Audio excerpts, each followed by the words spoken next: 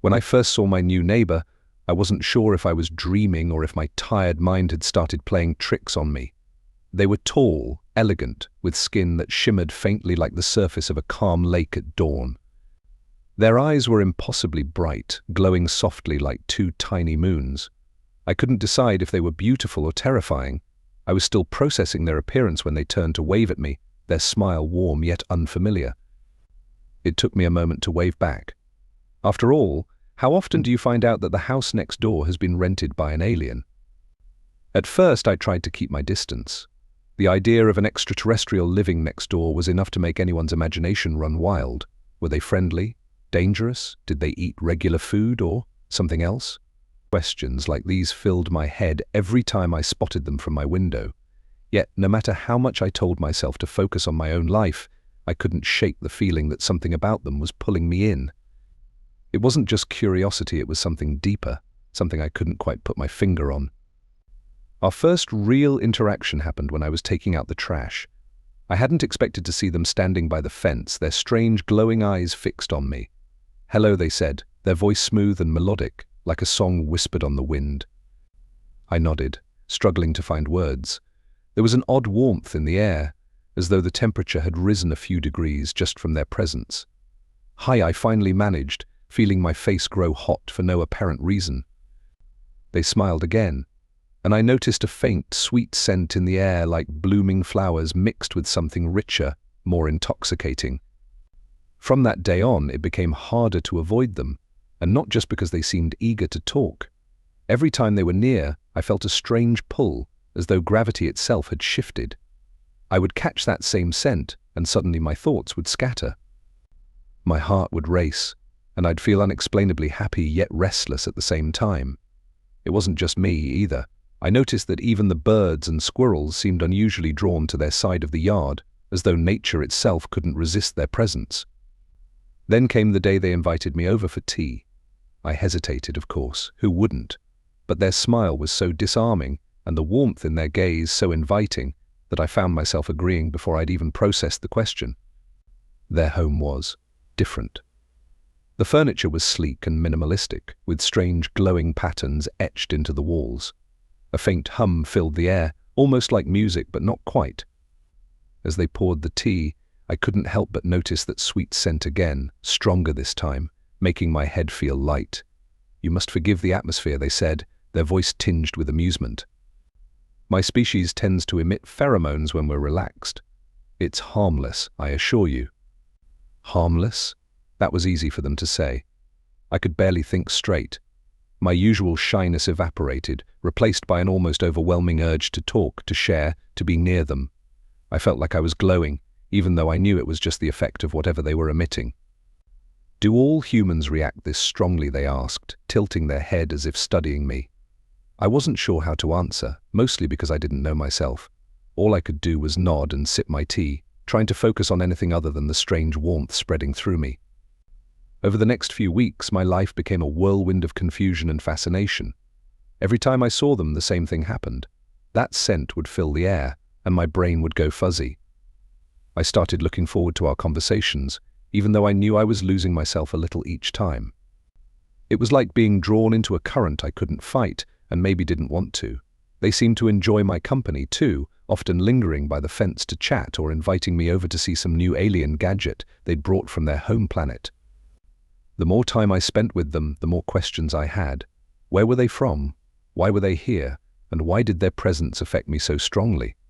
They were always polite but vague in their answers, as though revealing too much would break some unspoken rule. "We're just travelers," they said once, their glowing eyes soft and distant. "Your planet is?" Fascinating, so full of life, so unpredictable. I wanted to ask more, but every time I tried, that sweet scent would fill the air again, and my resolve would melt away. One evening, as the sun set behind their house, painting the sky in hues of orange and pink, I found myself sitting on their porch, listening to them talk about stars and galaxies I couldn't even imagine. The air was thick with their pheromones, and I felt like I was floating, my worries and doubts dissolving into the twilight. "You're quite resilient," they said suddenly, their tone thoughtful. "Most humans would have been overwhelmed by now." I laughed, though I wasn't sure why. Maybe I was overwhelmed, but in the best way possible. And yet, a small part of me couldn't shake the feeling that I was losing control. Was it really me who enjoyed their company, or was it the effect of their biology?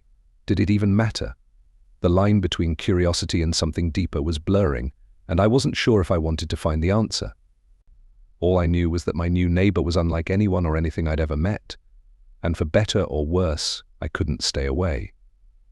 As the days turned into weeks, my new alien neighbor became a fixture in my life. It wasn't just the occasional fence-side chat or shared cups of tea anymore. They seemed genuinely curious about everything I did, and their questions, though innocent, always caught me off guard.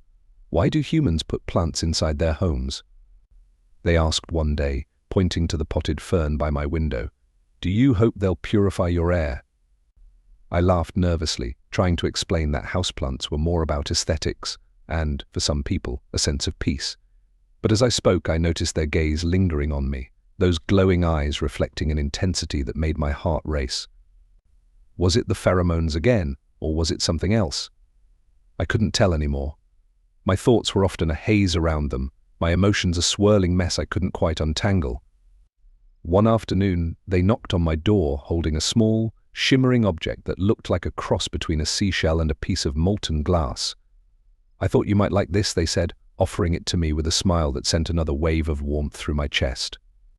The object felt cool and smooth in my hands, its surface shifting colors as I turned it. What is it? I asked, my voice coming out softer than I intended. It's hard to translate, they replied, their smile deepening. On my planet, we use them as tokens of appreciation. It absorbs light and reflects it uniquely for each person who holds it. Consider it a gift for your kindness. Kindness? I wasn't sure what I had done to deserve such a thing, but the sincerity in their voice left me speechless. I placed the object carefully on my kitchen table, its glow casting delicate patterns on the walls. That night, I found it hard to sleep. My mind kept circling back to them, to their strange and enchanting presence, to the way their voice seemed to linger in my thoughts long after they'd gone. I told myself it was just the pheromones, that their alien biology was playing tricks on me, but deep down, I wasn't so sure. The feelings seemed too real, too personal. Could biology alone create this connection? Or was I letting myself fall for something I didn't fully understand? The next morning, I woke to find them in my backyard, inspecting the bird feeder I'd hung on a low branch. They looked up as I stepped outside, their face lighting up in that familiar, disarming smile. Your wildlife is fascinating, they said, gesturing to a small group of sparrows perched nearby. On my planet, animals are less independent. They don't choose their own paths like yours do. I found myself smiling back, the usual warmth spreading through me as their presence filled the space. Well, humans like to think we're independent too, I joked, though my voice wavered slightly. They tilted their head, their glowing eyes narrowing as if considering my words. Are you? They asked softly, the question hanging in the air like a challenge. Their words stayed with me long after they left, weaving themselves into my thoughts like a puzzle I couldn't solve. Was I independent? Or was I being pulled along by forces beyond my control, by their pheromones, by their mysterious charm, by something deeper I couldn't name? The lines were blurring more and more, and the more time I spent with them, the harder it became to untangle what I felt from what I wanted to feel. One evening, as we sat on their porch watching the stars, they told me about their home planet. It's quieter than Earth, they said, their voice tinged with nostalgia. The air is thicker, the sky is a deep shade of green, and the oceans glow at night. Life there is, simpler, but it can also be lonely. Their words surprised me. I'd never thought of them as lonely. They always seemed so composed, so self-assured, as if they carried the universe's secrets in their glowing eyes. Why did you come here? I asked, my voice barely above a whisper. They looked at me then, their gaze steady and unreadable. Curiosity, they said after a long pause. Your species is unique. You feel so much, so deeply. It's both chaotic and beautiful. I wanted to understand it. Their answer left me speechless, a lump forming in my throat as their words settled in. Was that why I felt so drawn to them? Because they were trying to understand something I didn't even fully understand about myself? Or was it something more than that, something neither of us could explain? As the days passed, their presence in my life grew larger, and the questions in my mind grew louder. The line between fascination and something deeper had all but disappeared, and I found myself wanting to spend more and more time with them, despite the confusion it brought. Every glance, every word, every brush of their hand seemed to spark something inside me I couldn't ignore, something that felt both exhilarating and terrifying. One day, as we stood by the fence, they reached out and touched my hand, their fingers warm and soft against my skin. The touch sent a jolt through me, and I felt my heart skip a beat as that familiar warmth spread through me once again. "You're remarkable," they said, their voice low and sincere. "Humans are remarkable." I wanted to respond, to say something meaningful, but the words caught in my throat. All I could do was look at them, my thoughts a tangled mess of emotions I couldn't sort through. Were they feeling the same pull I was, the same inexplicable connection? Or was it all just their biology at work, an unintentional side effect of their pheromones? The uncertainty was maddening, yet I couldn't bring myself to pull away. Their presence had become a part of my life, a part of me, and the thought of losing it was unbearable. Whatever this was, whatever it meant, I knew one thing for sure: I couldn't resist them. And maybe, just maybe, I didn't want the days turned into an unrelenting cycle of fascination and confusion. I couldn't get them out of my mind, and yet, every time I tried to distance myself, I found some excuse to wander over to their yard, or worse, invite them into mine. It wasn't logical, but logic seemed irrelevant when they were near. The way their voice danced in the air, the shimmer of their skin catching the sunlight, and the scent that always accompanied them, it was like gravity, impossible to escape. One afternoon I decided to test myself, to resist the pull they had over me. I avoided the window facing their house, stayed indoors, and even drowned out my thoughts with work and music. But by evening the ache in my chest was unbearable. It wasn't loneliness, it was a craving, a need to see them, hear them, feel their presence. I tried to rationalize it. Maybe this was just how their species affected humans, a chemical reaction beyond my control. But if that was true, why did I feel so alive when they were around? By the time I caved and stepped outside, they were already waiting by the fence, as if they'd known I wouldn't last the day. "You were quiet today," they said, their tone neutral, but their glowing eyes betrayed a hint of curiosity. I shrugged, trying to appear casual, though my heart raced at the sight of them. "Just busy," I lied, avoiding their gaze. They didn't press the issue, but as we talked, I felt their presence envelop me once more. That scent, sweet, intoxicating, seemed stronger than ever, making my head swim and my thoughts blur. I leaned against the fence, unable to resist the pull, my earlier resolve crumbling like sand in a tide. "You're quite resilient," they said suddenly, their voice soft but amused. "Resilient," I echoed, confused. "Most humans would have succumbed entirely by now," they explained, their glowing eyes locking onto mine. "Your species reacts strongly to our pheromones. It's surprising you've maintained as much composure as you have." I laughed nervously, unsure if that was a compliment or a warning. "Maybe I'm just stubborn," I replied, though my voice lacked conviction. They tilted their head, studying me in that unnervingly intense way they often did. Or maybe, they said, their voice dropping to a near whisper, "There's something different about you." The words hung in the air between us, heavy with implications I didn't dare explore. I wanted to ask what they meant, to dive into the mystery of it all, but before I could, they reached out and brushed a strand of hair from my face. The touch was light, fleeting, but it sent a shiver down my spine. "You're intriguing," they said, their voice barely audible. For a moment I forgot how to breathe. My thoughts were a chaotic mess, and my body felt like it was both on fire and frozen in place. I didn't know what to say, what to do. All I knew was that I didn't want them to stop. From that point on, everything changed. Our interactions became more frequent, more intense. They started coming over unannounced, bringing strange objects from their world to show me, each one more fascinating than the last. One day they handed me a small, pulsating orb that seemed to hum in my hands. "It reacts to emotions," they explained, watching me closely.